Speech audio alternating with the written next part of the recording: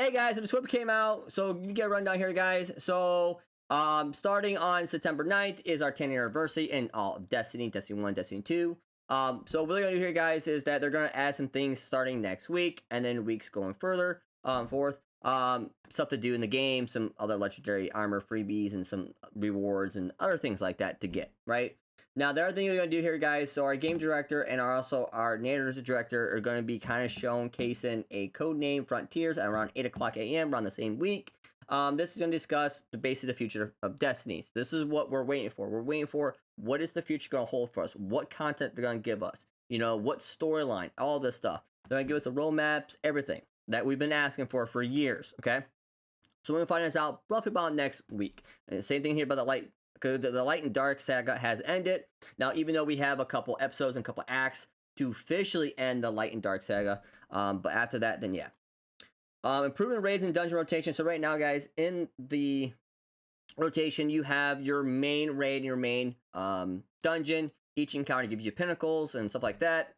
Now, in between that, you have a future raid and a future dungeon, where you can constantly farm those particular activities to get a certain weapon, a certain armor pieces, and also get Spoils of Conquest. Spoils of Conquest is to do something at the end of the raid. You can buy a certain weapon, or you go to the tower and buy something that you, a particular legendary weapon or exotic weapon that is no longer available to get in an in-game activity. You can get it from the kiosk.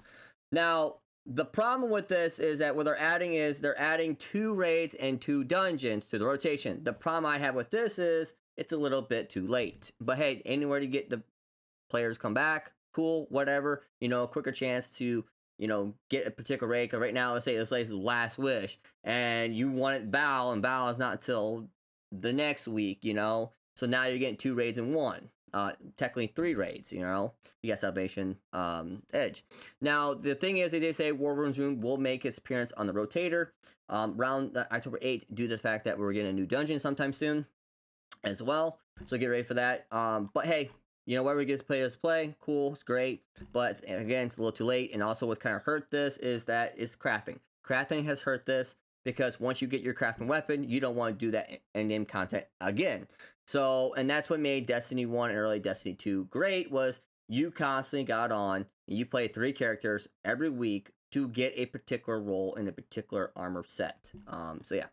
Another thing, guys, with the infinite sword ammo glitch, especially also with 1,000 voices, they just ask you guys artwork. So far, it's just with swords. So if you guys send your artwork and like that for movie of the week and picture of the week and stuff like that, so just add this. And there's some things here that are showing what people did, some great artwork and that.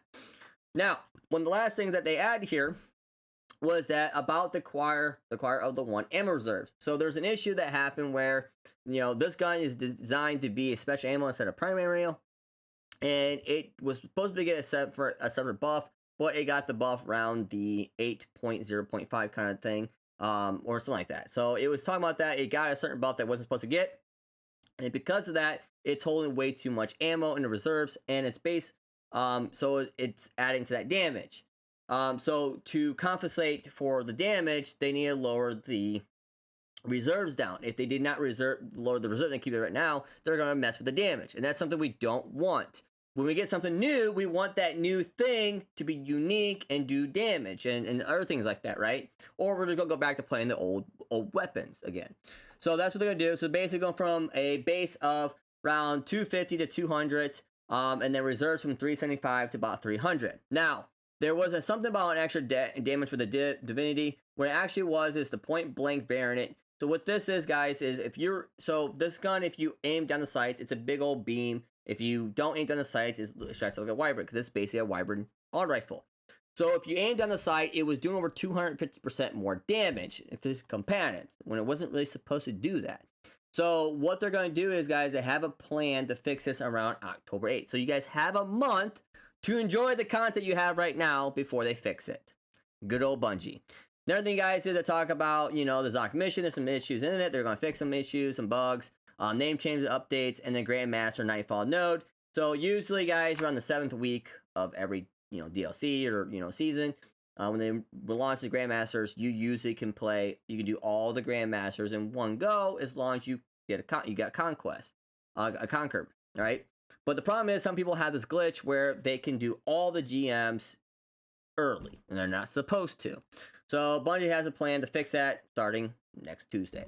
On that, guys, that is the update for next week in Destiny, and or this at least this week in Destiny as well. So on that, guys, have a